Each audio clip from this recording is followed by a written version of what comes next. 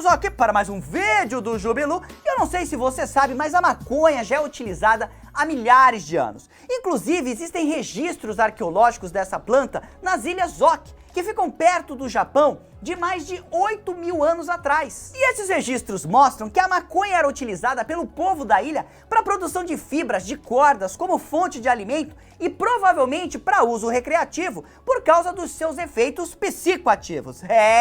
Lá no passado a galera já gostava de curtir uma brisa. Ei, Laia! Você quer? Boa parte dos seres humanos amam as substâncias que tiram a mente do sério, como é o caso do café, das bebidas alcoólicas, dos remédios e até de algumas substâncias ilegais. Inclusive, a substância ilícita mais consumida aqui no Brasil hoje é a maconha, ganja ou Maria Joana, como você preferir chamar. Esses são todos nomes populares dados para cannabis, que é um gênero de plantas da família das Cannabáceae, que é uma das ervas mais antigas cultivadas pelos humanos. Essas plantas são muito famosas, principalmente por terem efeitos psicoativos. As substâncias psicoativas são substâncias químicas que agem no nosso sistema nervoso central e causam alterações na função do cérebro de quem consome. Essas alterações interferem temporariamente no humor, no comportamento e na percepção do mundo do indivíduo que está consumindo essa substância. As plantas do gênero da cannabis têm 483 substâncias conhecidas dentro delas. E algumas dessas substâncias têm a capacidade de causar efeitos psicoativos. E com certeza, a mais famosa delas é o tal do THC, que é a abreviação para esse nome bonitinho que eu vou te falar agora, que é o tetrahidrocannabinol. Eu não sei se você está familiarizado com essa substância, mas quase todo mundo já ouviu falar que ela é muito potente. E nesse vídeo eu vou explicar exatamente o que é que o THC faz no cérebro da pessoa.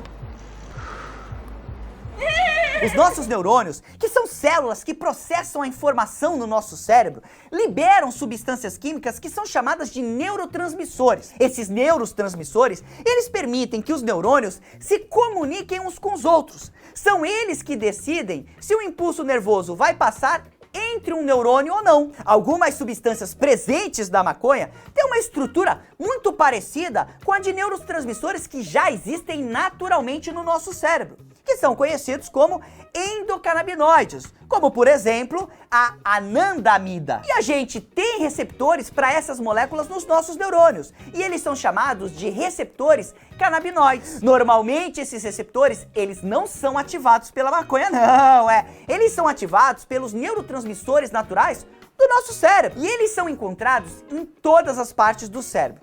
Mas a maior densidade deles está em áreas do cérebro responsáveis pelo prazer, pela memória, pela coordenação motora, pela percepção do tempo e pela imaginação. O famoso THC, ele é super parecido com a anandamida, um neurotransmissor que a gente tem naturalmente no nosso cérebro. Então, quando a pessoa fuma maconha, o THC, ele chega lá no cérebro disfarçado de anandamida, se liga nos nossos receptores canabinoides e mexe com esses impulsos, causando a famosa sensação de ficar na brisa.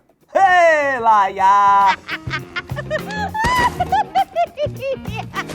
I'm hungry. Geralmente, a anandamida, ela é liberada pelos nossos neurônios logo depois que eles emitem um impulso nervoso. E logo depois desse impulso, os neurônios ficam temporariamente sem respostas, em um período que a gente chama de período refratário. Isso faz com que aquele neurônio não fique disparando impulsos elétricos loucamente.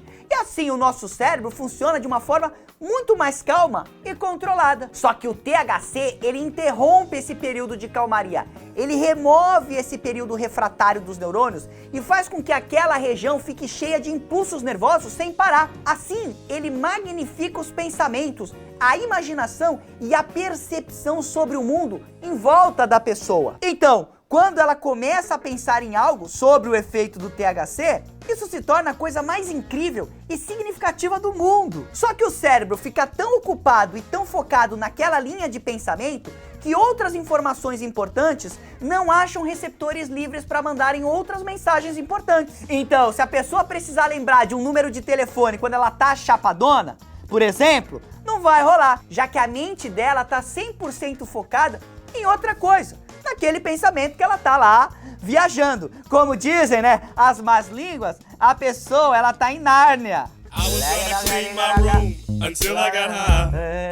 Mas, Jubilu, por que diabos uma planta tem uma molécula que faz isso com a gente? Ninguém sabe exatamente por que a cannabis produz THC, mas existem algumas hipóteses, Uma delas é que não é só a gente que tem os receptores canabinoides. Vários outros animais também têm. Inclusive, alguns animais herbívoros que se alimentam das folhas da cannabis têm esses receptores. Esses animais encontram a planta, comem as suas folhas, mas no outro dia eles não fazem ideia do que aconteceu.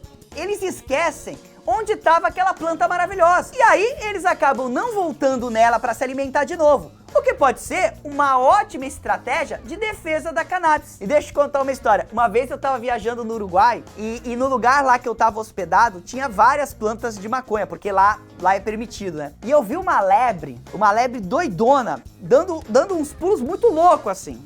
E na hora, e era só a lebre que tava doidona, tá? Eu lembro.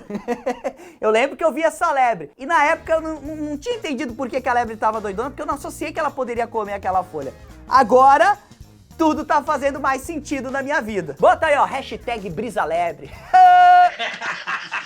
Apesar de eu ter te explicado sobre o THC nesse vídeo, é importante lembrar que a maconha, ela não é feita só disso.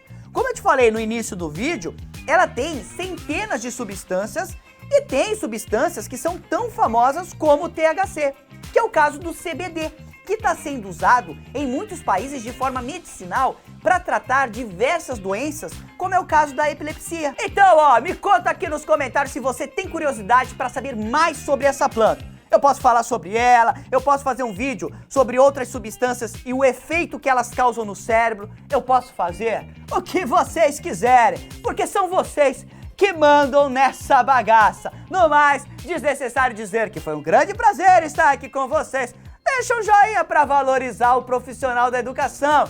Um grande abraço, tchau!